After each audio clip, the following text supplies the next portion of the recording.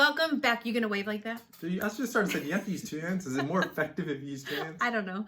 Welcome back to the channel. We are back with another episode of 6-Pack in 6 months featuring this guy. 6-Pack in 6 months featuring this guy. And this is our 12-week update. He has officially hit the halfway mark on the way to 6-Pack in 6 months. And if you go back, and I'll link these down below in the description box, I can tell a difference just looking at your face. You sure it's not the background? No, it's not the background. It's you. Okay, so you started off 12 weeks ago at 202 pounds. And at our 12-week mark, you were at 174.8, 16% body fat. So you have lost a grand total of, do you know the number? 27.2 pounds in 3 months.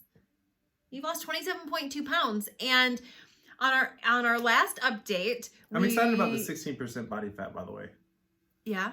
Yeah, because you have to, that's the thing that people don't always realize. There's no amount of working out matters. There's a saying that abs are built in the kitchen, right? So you got to get your body fat down. Okay, hold on. For those of us, 8 years ago, I didn't know what that meant. So for us non-workouty people, what does abs are built in the kitchen mean?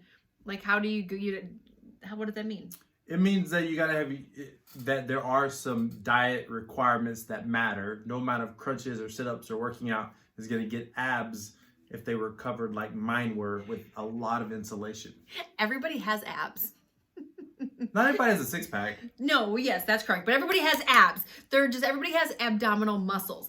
It's just when they're covered with certain amounts of fluff, you just think you can't see them. It's like when it snows outside, you can't see the grass. The grass is still there, you just can't see it. That's one way to put it. So anyway, but no, not everybody has a six-pack. So there's a saying that says abs are built in the kitchen, which means you have to have your nutrition dialed in. It doesn't matter how much you work out, how many crunches, sit-ups, slider things he does. If his nutrition isn't on point to a certain extent, I was thinking about how painful those slider things are. They're going to be in hibernation.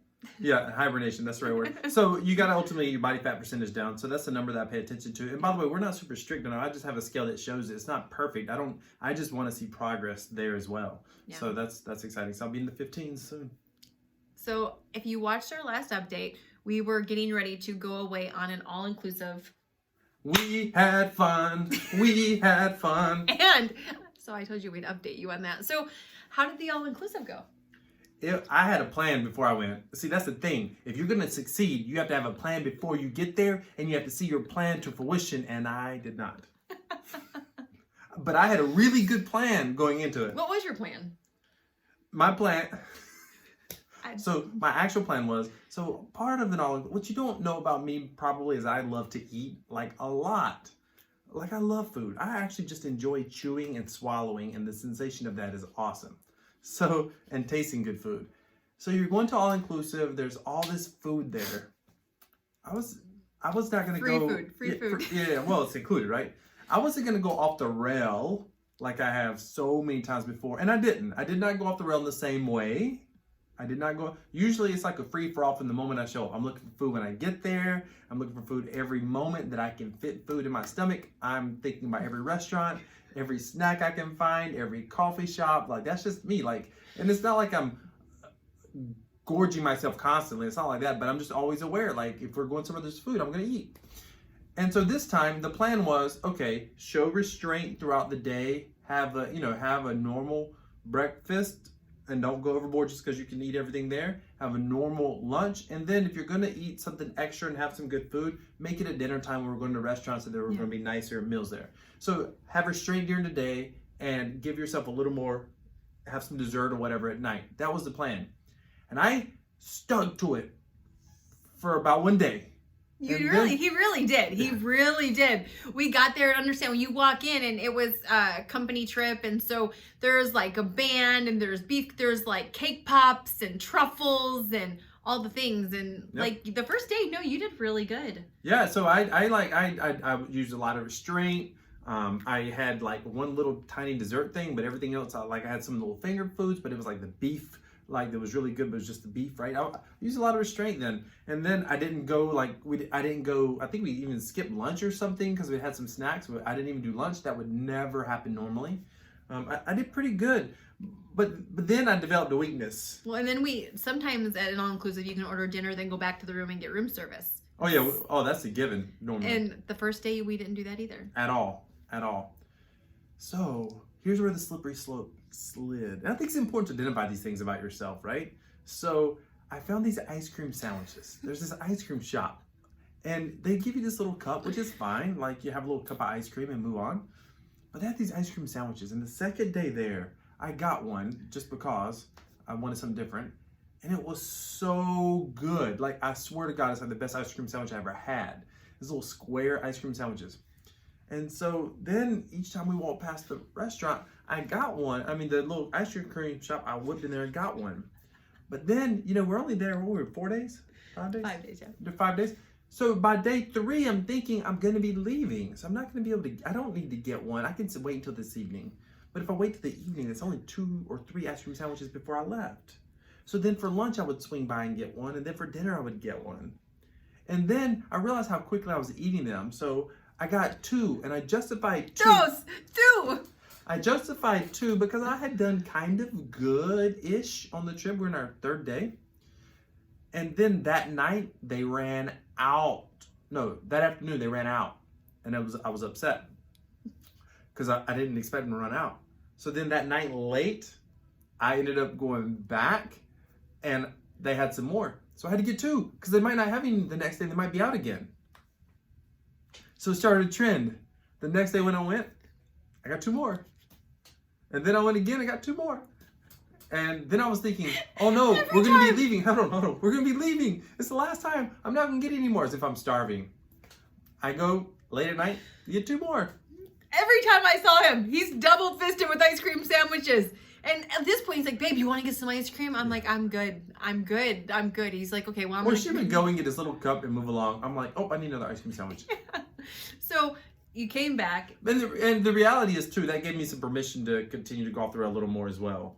Like, all of a sudden, I didn't have the same discipline with my lunch and my breakfast, especially that last day and a half, So I came back and I gained some weight, and I forget now without going back and looking exactly what the numbers were. 8.2 pounds. Was it 8.2 pounds? So it was a setback, and the problem is, here's the problem. It set me back like a lot more than you realize. And that was the kind of what I learned. It wasn't that the 8 pounds, half of it came off really quick. When you come back and you get on track, you get on discipline, half of it just came off really quick. At least half, maybe 2/3. Then that last little bit stuck around, and it took it probably took 5 to 7 days before I got it off. Right. And here's the problem that hit me all of a sudden. I have a goal to hit. Mm-hmm. And not only is it a 1 week setback, but that was also another week that I wasn't making progress. So you lose a week, and then you got to lose that the next week, and then you still didn't get where you would have gotten had you stayed on track. At minimum, you set yourself back 3 weeks, and arguably you set yourself back on a time frame that you're not going to be able to catch up on. 100%. So that sucked. But so you got off track, obviously. Which is why I was teasing in the beginning 6 pack in 7 months. It's not. I'm still going for 6 months. And we're at the all-inclusive. And Etsy's 2.50 ice cream sandwiches. I said, baby, this is 6 pack in 7 months. Then the next day he's like, this is 6 pack in 8 months. And then I'm like, oh my good Lord. And so you got back, you got off track. So, but you've gotten back down to your lowest weight. You've gotten all that weight off plus some. So how did you get back on track after going off track? Okay, 2 really important things. 3. One is I had to reestablish what is my goal. So when I got back, and by the way, I haven't missed any of my workouts. I made up all my workouts that I was behind because of the business trip and then the all-inclusive. So I had made up all of my workouts. Those of you that saw our second video where I talked about the takeaway on this series, I think this is in a playlist. If not, it should be. But in this series, I talked about the takeaway. That's kept me on track. So I'm actually caught up, and I have some extra workouts done if you understand our schedule and our takeaway, and we discussed that in previous videos. So that's good. But here's what got me on track, or got me back on track with the diet portion especially. I had to get very concrete, 3 things. I had to get very concrete with what I was doing, what my goals were, and did I really want it? Did I really, truly want this 6 pack? Or was it just fun for the moment when I was overweight? Because I've lost a lot of weight now, and I'm at a really healthy weight for myself. So did I really want to go that far? The answer was yes. Then I need to get back on track. And so it was asking myself, did I really want it? And then getting clear with my vision. So then it was, what does that look like for me? So in my mind, what will I look like? What would I feel like? and I still got a ways to go. So it was getting clear, asking myself, did I really want it? Getting clear with my vision mentally and emotionally. The third thing that is the most important is the timeline. I am on a timeline here. And I find that it's incredibly productive to have some sort of a timeline. From the very beginning of this thing, I knew it was possible to get to a six-pack in 6 months because I understand with her help what is realistic, healthy weight loss. Like if you think you're gonna lose 10 pounds every month, that's not gonna happen. Even though I lost like 14 pounds in my first month, right? Was it some crazy number? Your first week. Yeah, I lost a crazy amount of weight. It wasn't a week. I didn't lose 14 pounds in a week. 2 weeks, your first 2 weeks. It was a lot of weight quick. But you're not going to keep that up. So having realistic expectations and then looking at my timeline is like, hey, I got 3 more months and I've got to get on this. And truthfully, to be very honest with you, because of this all-inclusive, I am under some crunch. No question. But that just helps increase discipline, helps increase focus, and helps me stay on track. So that was the 3 things. Well, and it was really fascinating to watch, right? Because I'm watching him, like, as somebody who started off overweight and has went through all these struggles and How overweight were you? Morbidly obese, like 288 pounds overweight. Yeah. How much did you lose? Size 22, 161 pounds in 13 Just in months. case they don't know. It's somebody because it really is overriding those old habits, right? Of just the heck with it, throwing the goal out the window. And so to be on the sidelines and watch you get off track, right? And then fight back to get back on track and to really fight for the goal that you set and say, no, I want this. I'm going to work for it. And the fact that you've lost 27.2 pounds in 3 months, again, not being perfect, not cutting out carbs, not cutting out sugar, not cutting out any of the food groups, just having more good days than bad days. Listen, none of us get overweight by one donut. Just like none of us get a 6-pack by one workout. Like, it's consistency over time that... I just want to point out the fact that I like all the food groups. Just saying, I ain't cutting out one of them. I like them all. I might even have a couple of my own food groups. He totally does.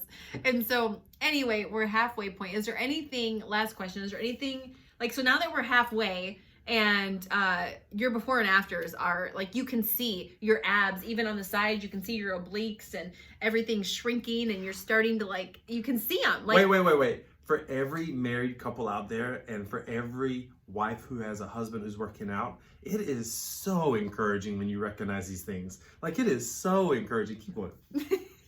No, last night he was taking his shirt off and I was like, wow, babe, I'm flex again. And I'm seeing his obliques and seeing his abs. And he was like, yeah, they're there. So we're halfway. Yeah. How does it feel looking in the mirror and seeing your body? You can start to see abs. No, it feels very good. So, but here's the honest truth. There's a emotional and a mental wrestle of dealing with, accepting the fact that, hey, I made some mistakes and I went off track more than I had intended. I went off plan and I can feel like I'm behind emotionally. Mm-hmm. So it's a self-sabotage thing that I know historically in my past would come in. So now it's no, that's in the past. We're going forward now. And that's something you've always said, right? Yeah. Just because I messed up yesterday doesn't mean that I'm going to mess up today and continue to mess 100%. Up. So it's no, I get to get back on track right now. So And I was in a space where in our last video, I was very excited, I was very optimistic, and I was going for it, right? And I thought, there's nothing stopping me. And I even knew we were going to all-inclusive, but I had a plan in place. I was excited about the plan. But then stopping, saying, hey, okay, so I got my nutrition off track, but what have I done really well? I've stayed really good with my workouts, period, end of story. You even worked out every day at the all-inclusive. Every morning we worked out. You guys worked out, which I was like, huh? Oh, yeah. You forgot about those workouts. Yes. Because there were different workouts, but staying back on, getting on track and staying on track, and dealing with that at this point, at the halfway point, dealing with the emotions of it. That first week, that first month, there was a lot of excitement. Second month was fun. You had some things to push through. You pushed through those and you felt good. You thought you had stamina. Yeah, that thing. And then all of a sudden, I hit this big hurdle. And it's dealing with that moving forward. And then one of the positive things that I tell myself is you're getting stronger because of this. You're dealing with this better than you've dealt with it before. Yeah. And that makes you a stronger, better person and a healthier person who accomplishes their goals. Well, and it's just getting through life, right? Like, sure, there's a rare exception every once in a while that starts at a goal and they hit the goal without any derails, any mess ups, any unplanned things, but that's not life. And so 90% of the battles being able to recover when you get off track, and you've done that like so beautifully, and it's so inspiring to watch. And because you're human and you're not perfect, but you got up, you got back on track, and you're 27.2 pounds down halfway through this thing. And so I will link the playlist down below in the description box if you've missed any of the updates. We're keeping you updated. We're going to follow this thing through, and we're going to follow him all the way to the 6-month mark and see is the 6-pack. He doesn't like him. Anyway, so thank you so much for watching. We'll be back in a couple weeks with another episode. And what are you looking forward to most between now and then? Making up ground. Actually, no. I'm going to be breaking into the 15% body fat percentage. That's the thing that I'm probably most excited about, for sure. 14%, maybe in a month. I don't know. Maybe. You heard it first here. We'll see you back in the update. See if you can do it. Thanks for watching.